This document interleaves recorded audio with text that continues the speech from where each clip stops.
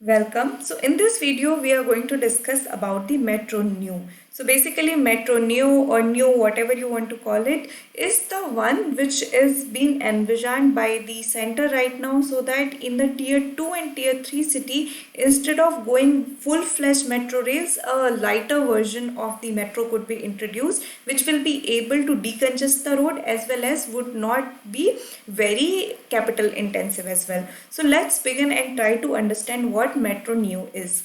So let's see. So the center is planning to approve national standard specification for Metro New, a new, no-frills, low-cost urban rail transit system targeted at tier 2 and tier 3 cities. So this is something because of which Metro New was in news, because center is trying to come up with a standard specification so that the state could pick them up. Metro New is a mass rapid transit system providing low cost, energy efficient and eco-friendly urban transport solution for tier 2 and tier 3 cities. So this is something which is going to be provided under the mass transit system of Metro New. So first of all, it is a rapid mass transit system, which means it's a fast mode of transit system within an urban setting. The places which it would be targeted would be tier 2 and tier 3 city, and this is low cost, this is energy efficient as well as it is eco-friendly.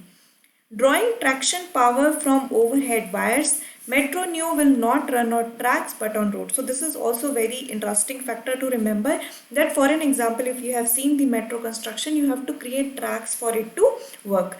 But on the other hand, for the Metro New, you won't need to have the separate tracks, but they could directly run on the road by using the overhead wires. So that is again something which would be very beneficial for the tier 2 and tier 3 cities.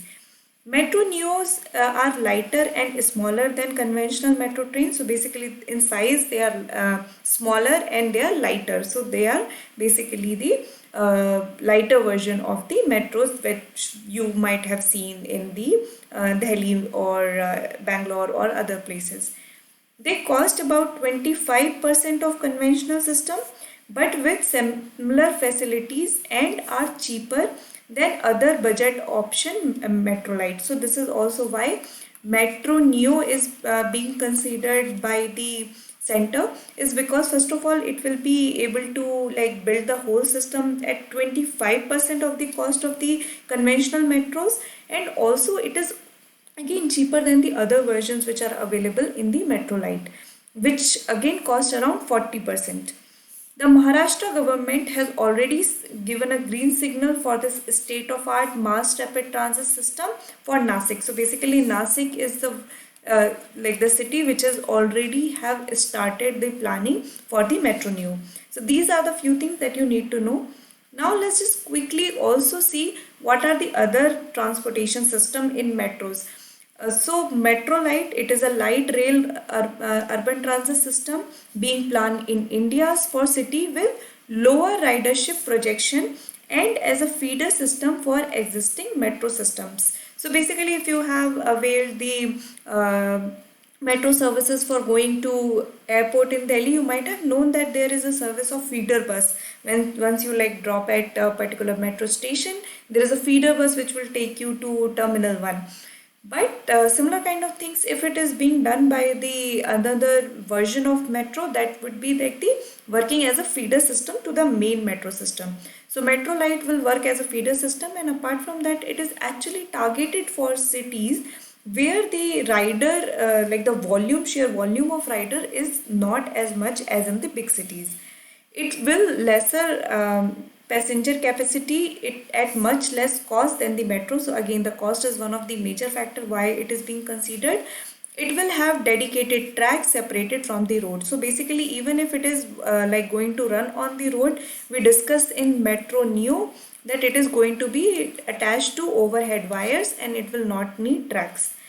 Then there are other kind of transportation systems also which had been in news. For an example, the Hyperloop transportation system. So it is a transportation system where a pod-like vehicle is propelled through a near vacuum tube connecting cities as speed matching that of an aircraft. So basically, like in Hyperloop, there's a vacuum which is getting created, and the pod vehicle will move without any resistance, and it will kind of give a feel of aircraft. The Hyperloop concept is a brainchild of Tesla founder Elon Musk. So basically, Hyperloop technology was developed by Elon Musk. The Hyperloop system is being designed to transport passenger and freight. So not only passenger but freight as well. So there has been negotiation in India, and Maharashtra government has already been conversation regarding the Hyperloop transportation system. Then we also have what is called as pod taxi.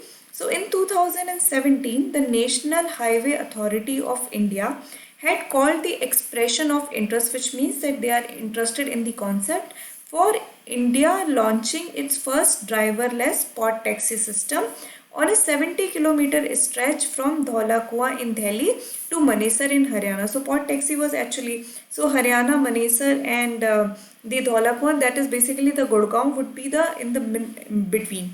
So pod taxi scheme is also called as the personal rapid transit. So personal rapid transit or pod taxi is what the concept was invited in 2017 to have a 70-kilometer stretch between Dholakua and Manesar.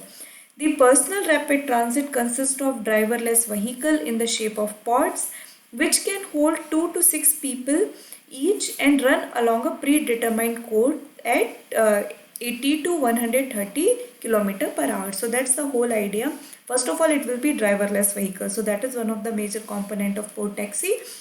Then it can carry at a time 2 to 6 people, and the course would be already defined. It will have a fixed code through which it has to go, and the speed that it could attain would vary from 80 to 130 kilometer per hour. So that these are the major feature of pod taxi. So right now, from Metro Neo, Metro Light, Hyper Transportation System, pod taxi. So in order to solve the major problem of pollution as well as traffic congestion, these things are considered in various cities of India. So let's also try to see what more need to be done and why we are thinking about this. So India grapples with a host of mobility related challenges like pollution and traffic congestion. Thus, it is essential to ramp up and optimize mobility services. In fact, for an example, in Bangalore, there is a major problem of commutation. Like people are the traffic congestion is so much that at times people are not readily moving. So the mobility service need to be ramped up in order to provide the commutation services in the urban areas. The focus has to be on promoting green and clean mobilities. Now this is also important, that it doesn't mean that we create more road and more vehicle will start running on it, because it will again create the problem of pollution. So we have to be promoting the green and clean mobility technologies also. Electric vehicles are already on high priority of the government agenda. So EV vehicles have anyway been there for some time now, and it's getting matured with the charging stations also coming up in places. So recently the Delhi government has announced its electric vehicle policy. Go ahead and check that out. Mobility service should be convenient to access by the public and secure even for the fringes of the demographic, including women, children and elderly. So this is also something that the public transportation should be safe and should be secure for even the fringe demographic, which include the women, child and elderly. So there should be like the inclusive system should be developed in order to provide a better mobility service within an urban setting. So these are the few details that you need to know. I hope you have understood this video. If you have any doubt, feel free to drop a comment. Thank you.